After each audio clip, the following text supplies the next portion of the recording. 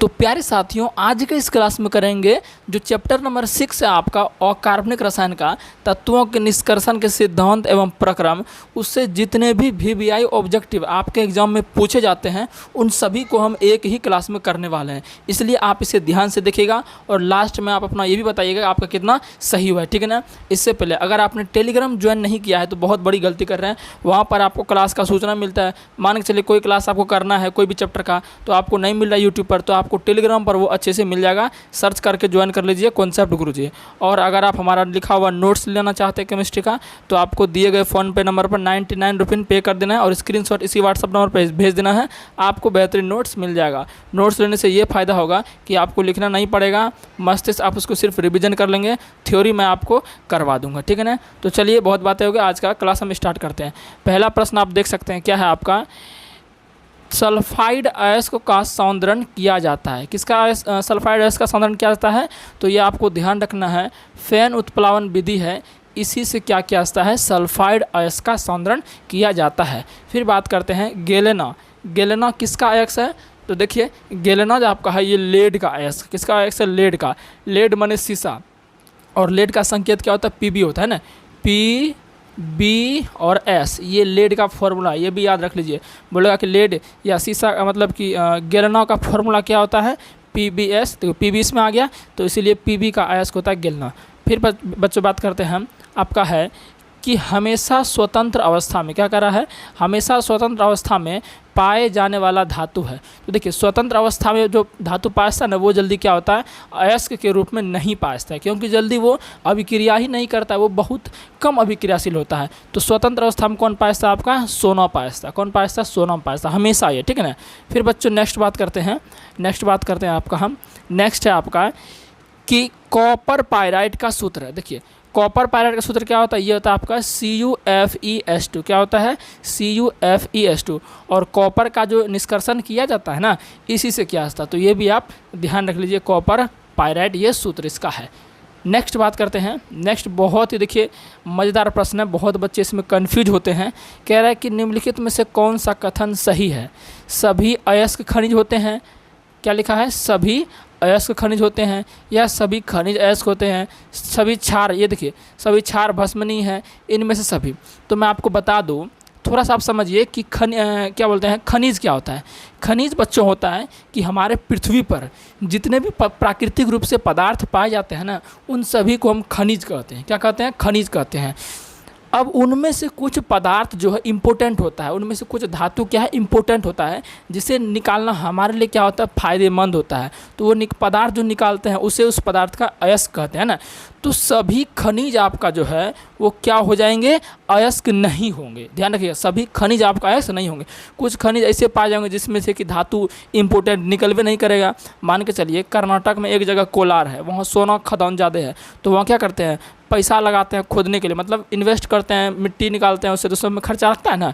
तो उस समय खर्चा जब लगता है तो हमें सोना अधिक मात्रा में मिलता है। अब मान के चलो कि हम कहीं पर खुदाई कर रहे हैं, वहाँ से जैसे मान लो हमको लोहा खोजना हुआ, तो हम जिधर मन जिधर खोदने लगे और खोदने में पैसा भी खर्चा कर दिए, JCB लगा दिए, मजदूर लगा दिए, पैसा भी लगा दिए, और हमको लोहा निकला तनी को, मतलब घाटे हो गया, तो उसको अयस्क नहीं बोलेंगे हम, समझ रहे ना। तो ध्यान रख लीजिएगा, सभी जो आपका है खनिज अयस्क आपका नहीं होगा।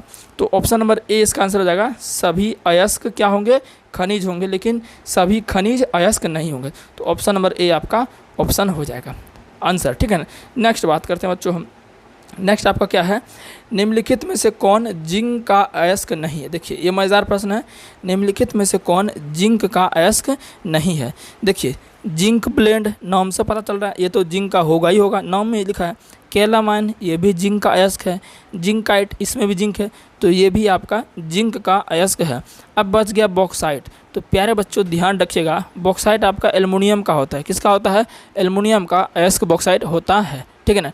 नेक्स्ट प्रश्न की ओर देखते हैं। नेक्स्ट प्रश्न आपका है कि खनिज जिससे धातु का निष्कर्षण किया था।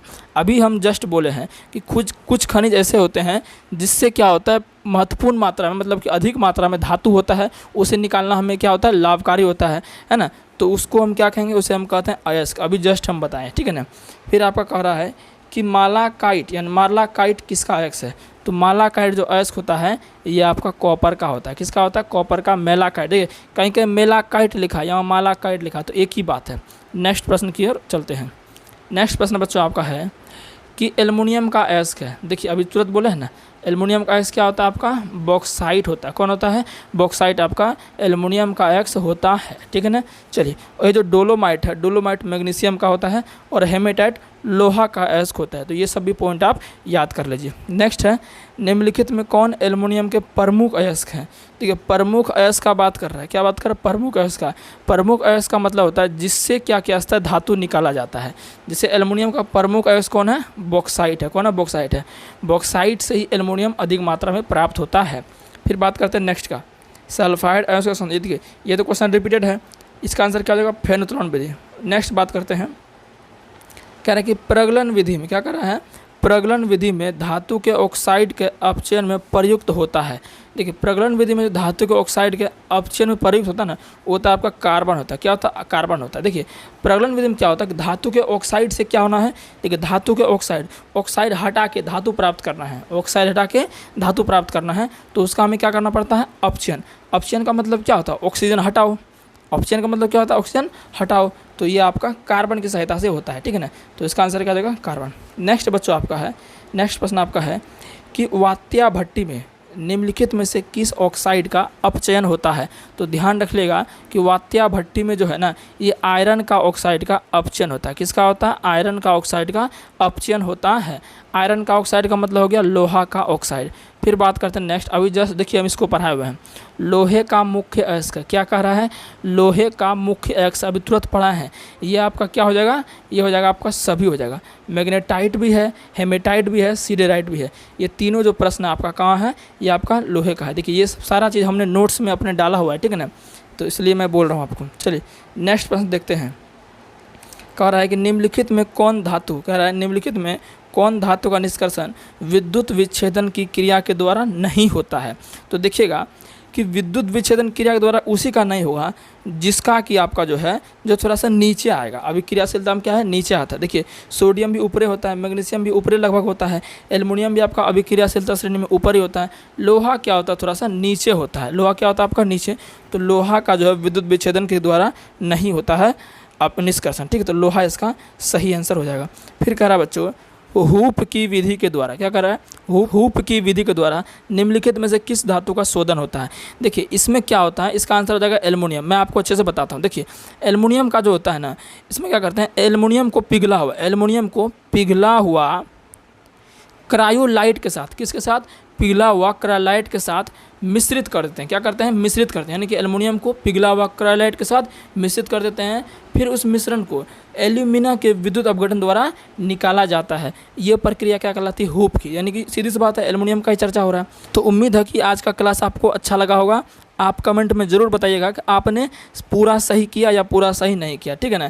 लगभग इसमें 15 से 16 क्वेश्चन जरूर होंगे, और इस जो भी क्वेश्चन हमने कराया ना, इससे आपका ऑब्जेक्टिव बाहर नहीं जाने वाला। इसी में घुमा फिरा के कोनो एक दो प्रश्न दे देगा। एक दो ऑब्जेक्टिव तो इस चैप्टर से आ ही जाता है ना, तो इसलिए आप इसको एक दो बार और कर लीजिएगा, और इसका PDF बता दिए कॉन्सेप्ट गुरुजी पर आपको मिल जाएगा, ठीक है ना।